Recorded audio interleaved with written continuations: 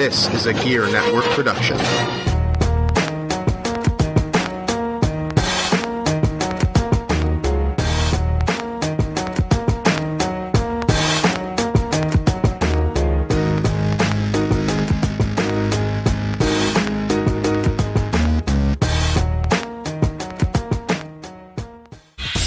A successful product does not become a successful product on its own. Look at the Gear Radio Network, for example. We're a prime example. We had a lot of help getting here, and we can help you get where you want to go to. Advertising rates are very low to start off here on the Gear Radio Network. Visit us at gearnetwork.com. Click on the contact link to send us an email, and we can work out the details. Again, advertise your product across all of the forums at a low, low rate here on the Gear Radio Network. Welcome back to the Better Live Than Dead podcast. Right now I am joined on the line by a good friend, writer for fansided.com, Mike Straw. He is at the Mike Straw on Twitter. Mike, how you doing today? I'm doing fantastic other than the rain. I wish I could say the same, but hey, well, we're doing good over here, okay?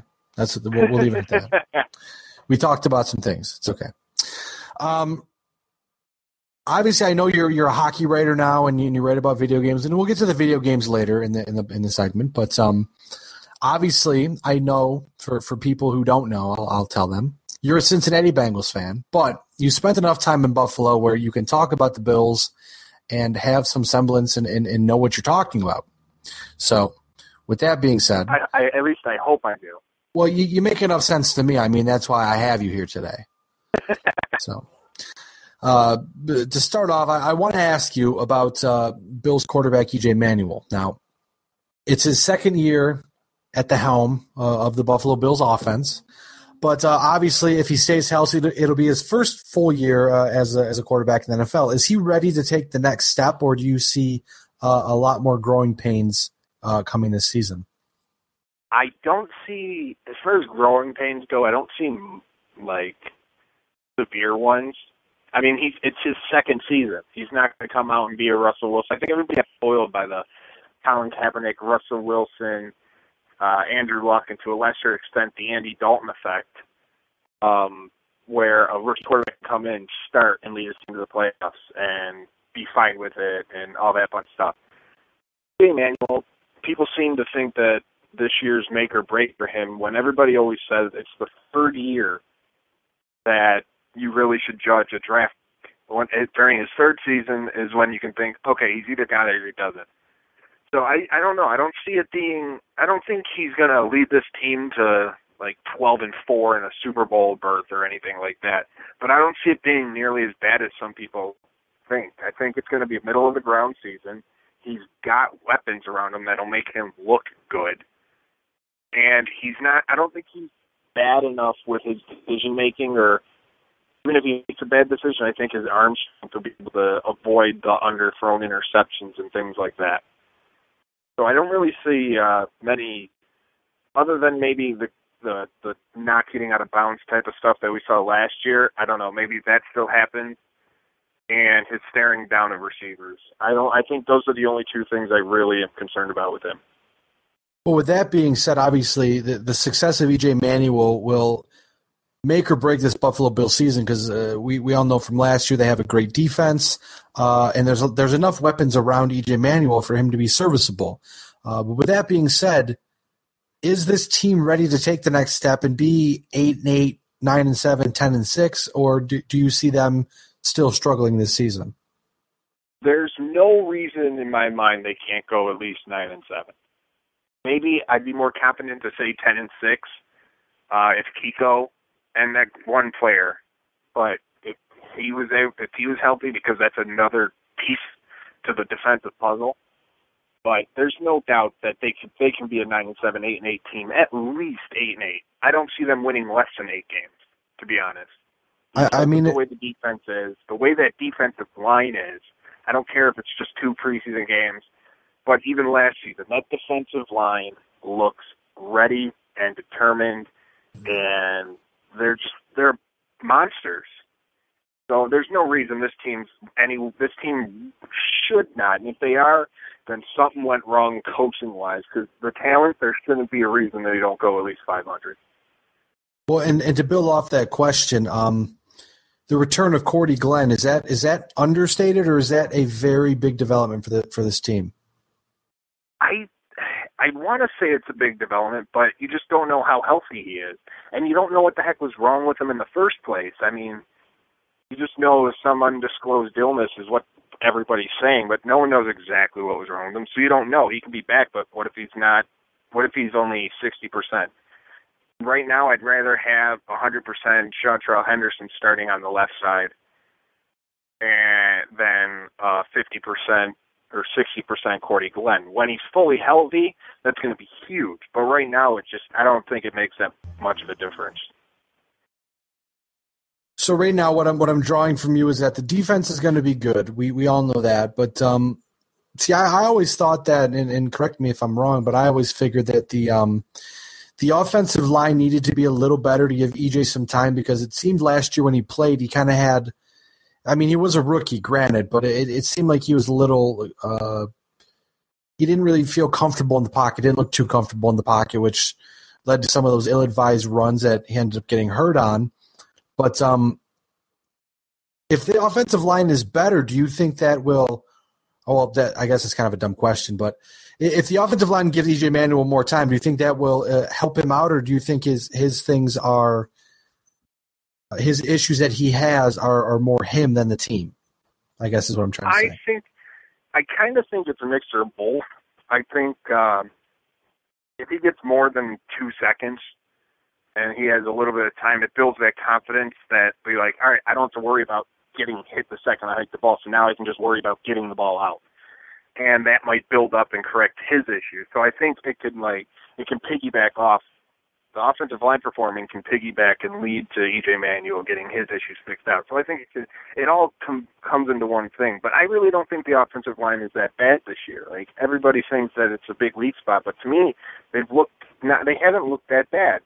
The only thing that I haven't liked with the offense, other than the goal line, because I don't know what it was, but they're just not good near the end zone right now, is EJ staring at wide receivers. And that's the only thing I've had on EJ all preseason so far. Granted, just 2 games and limited, but he seems to just stare at people. And I don't know why, I don't know what it is, but the staring, I think, once that gets fixed, where he doesn't just look at one wide receiver right off the snap and he looks around and then figures it out, or looks away and then looks back or something like that, I feel you see a much different EJ Manuel on the field.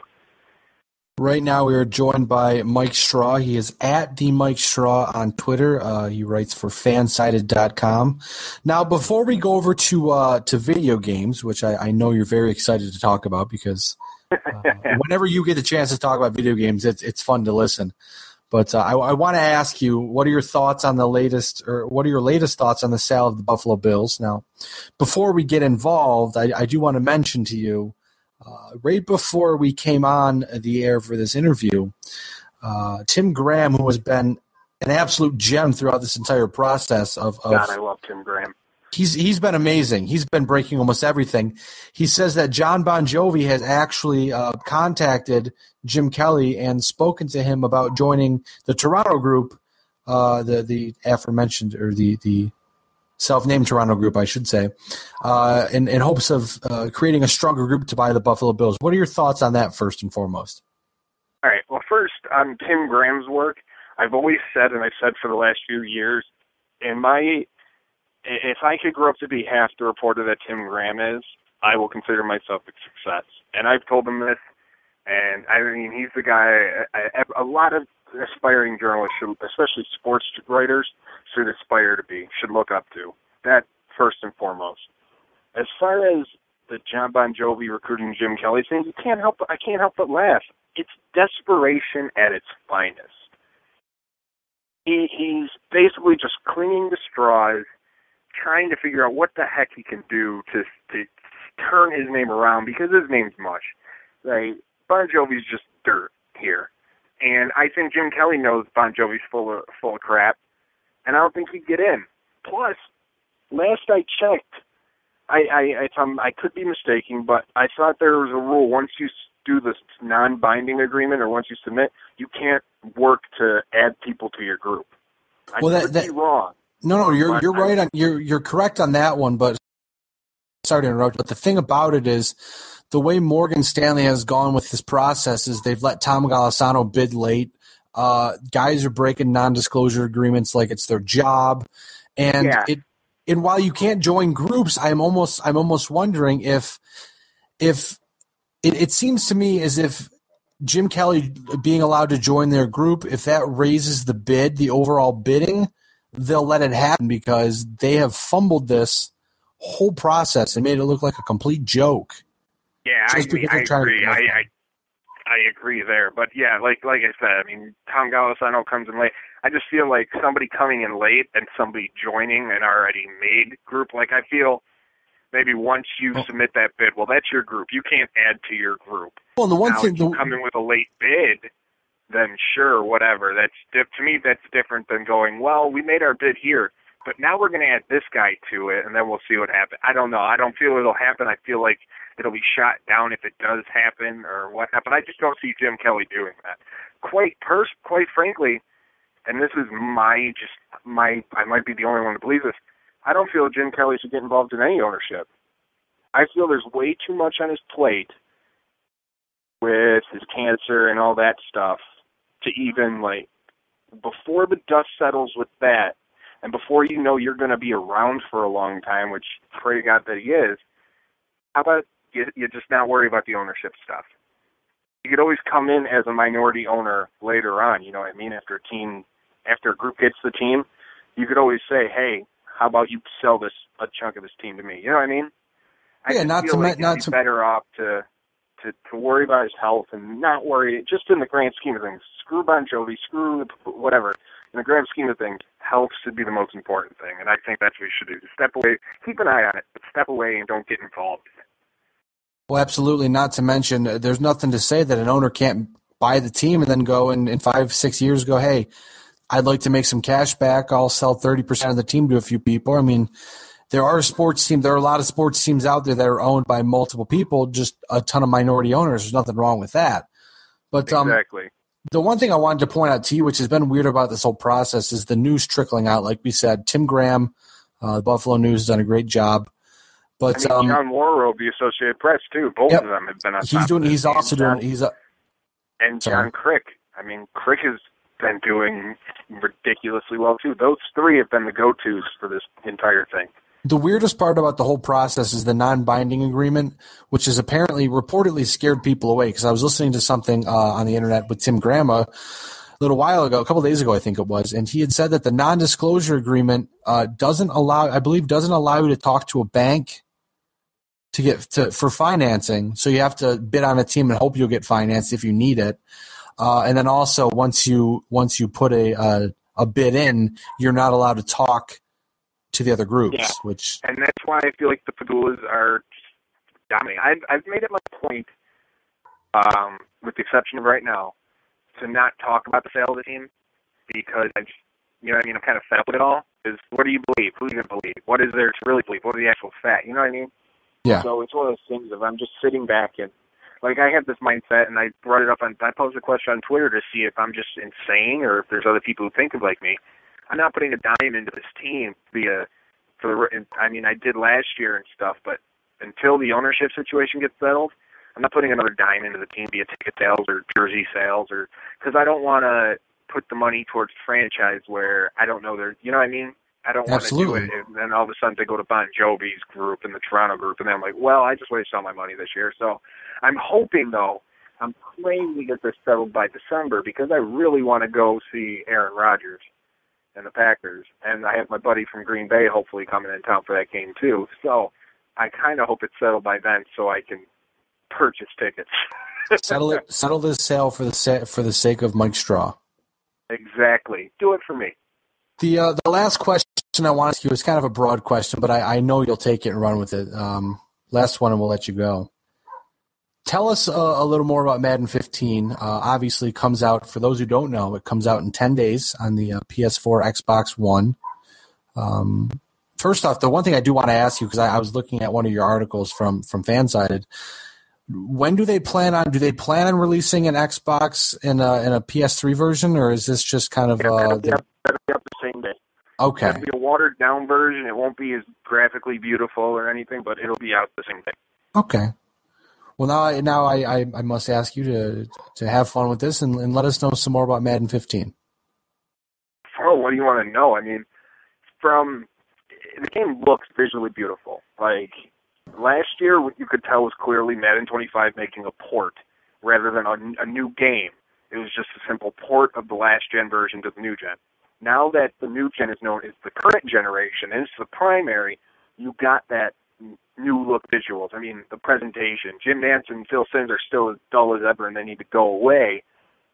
So it'll be another year of muting the commentary for me and listening to music while I play. But visually, presentation-wise, the halftime shows, the pregame, the post, everything looks beautiful. It's close enough to where if you're watching on the broadcast camera, you glance real quick, you think you're watching a CBS broadcast. That's how good the game looks. As far as gameplay, it's tough to tell because I haven't had my hands on the game until, June. Excuse me, is when I got an alpha build of the game in my hands. And compared to then to now, it just looks like the gameplay is completely different. Like they fine-tuned everything. But gameplay changes. The connected franchise mode for people like me who only play connected franchise, they added the little nuances like IR designated to return. You can fire and hire coaches and your staff in the middle of the season. You can do concession sale prices and things like that that really give it an in-depth type of thing. That really just, it adds to that realism about owning a franchise, running a franchise. And to me, that's the coolest thing about it. The more realistic you get off the field and stuff, the better it'll perform. Because, yeah, the bulk of the game is on the field, but there's a lot of stuff that the fans want to do off that could really kill it if it's really dull and it's not fun off the field and stuff like that.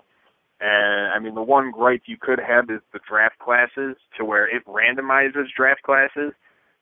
But there's a lot of people who, including myself, who thought maybe this year they should have allowed you to create your own rather than randomly generating them. Create your own draft classes so somebody can go in and create the roster files for the next 4 years of college grads, so you actually have realistic style draft classes.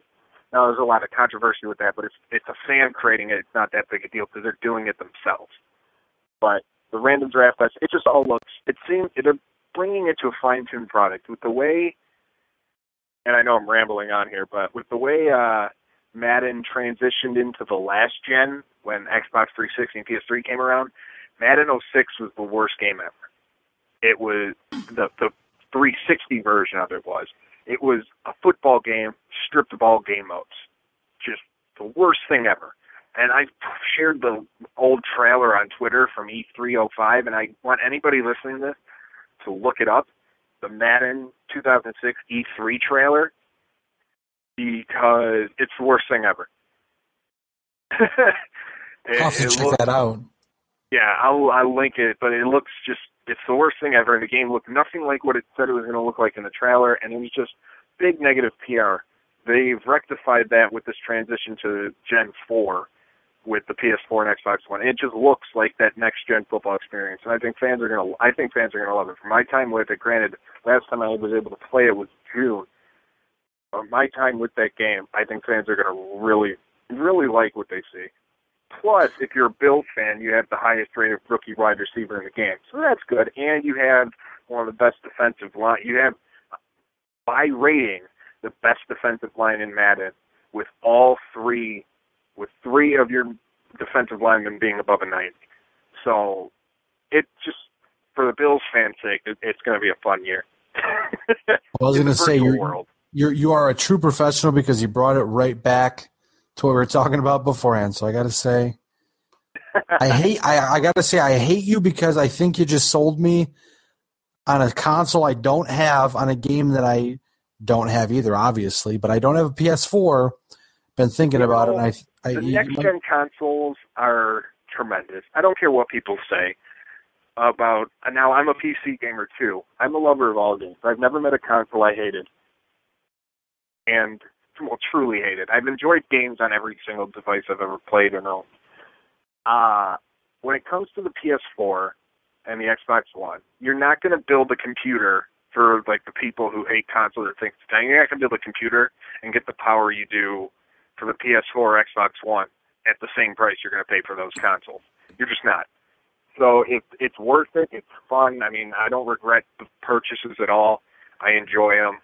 Do I love my PC? Absolutely. But it's just, you're not going to get sports games. If you want sports games, you're going to have to go console. And it'd be much better to just, you're going to see Madden and NHL and FIFA for the last gen get left in the dust after this year. So that's how it's going to be. Well, I've got games for the next few years, but they're going to be left in the dust. I've got to ask you just a yes or no type of question. PS4 or Xbox? I answer this with one, and then this is complicated, but it's really not. If you want a console that is for games solely with minimum like side entertainment, the PS4, you're not going to get better because the PS4 is more powerful processing and graphically than the Xbox One. If you want a game console that can also be used as an all-in-one entertainment system where you have hundreds of apps, you have the TV pass-through, you have all these extra added side features in addition to the game, then the Xbox One. I mean, I've enjoyed both. But as far as if you're only like, I want this because I want to play games, PS4. I want games and I want to use this as my home entertainment system to get rid of like my everything else I need, where I don't need a smart TV and I don't need this, then the Xbox One. It's really all that. Do you want the entertainment side of things too, or do you just want games? That sounds like that's the best breakdown I've ever heard about it, so I do appreciate it, man. And I gotta say, thank you for doing this last minute. I know something came up and things have been crazy, but you are the inaugural guest on the Better Live Than Dead podcast on the Gear Network. Fantastic. I want to say thank you. I know we're going to talk to you again because I got to be honest. There's right around the corner. Hockey's coming soon. Hockey games are coming up. There's always video games. There's always sports. Always something I can talk to you about. I know that's for sure. Hey, and NHL 15 is only 3 weeks away, and there's a lot of stuff I can talk about to that because I'm not. Oh man, happy. I'll tell you what. But before I don't want to. Yeah, I don't want to get going on that because I'll tell you what. I watched it and I'm already like, damn, I got to go buy it and I got to get a PS4. I mean, yeah, my wallet hurts just by watching these videos. That's how good they are. Dude, I don't think I just finished paying off my consoles, so. Oh man. Well, hey, I got to say, Mike Straw. Good guy. Thank you very much again for doing this. At the Mike Straw on Twitter. Yeah, because I'm the Mike Straw. I'm the only one that matters. At the Mike Straw, the one Mike Straw, one and only. Fansided.com. You can find his work if you Google fansided.com. Mike Straw, he'll come up, or just, like I said, go to his Twitter account. Good people. Thanks again for joining us, man. Have a great night. You too. Thanks, Ryan. Thanks. This free and independent sportscast is made possible when you shop the Gear Network store through Amazon. Visit GearNetwork.com and click on the Amazon banner to shop through Amazon's thousands of products at great prices delivered right to your front door. Again, that's GearNetwork.com and click the Amazon banner at the top. Wrestling fans, this is JC Money here, and I want to talk wrestling with you.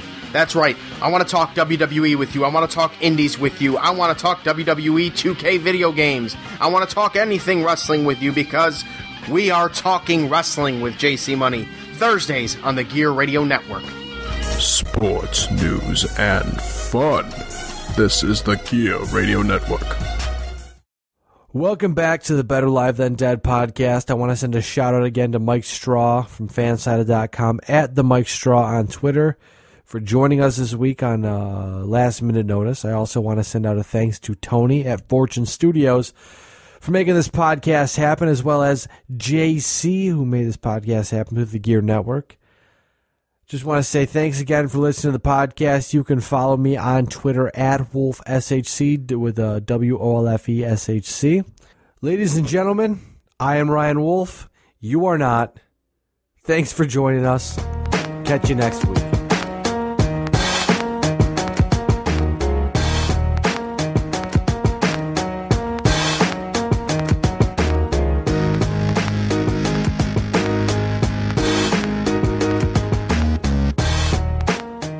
GERE-network.com. Also, iTunes, search Gear Network, GERE Network, and subscribe.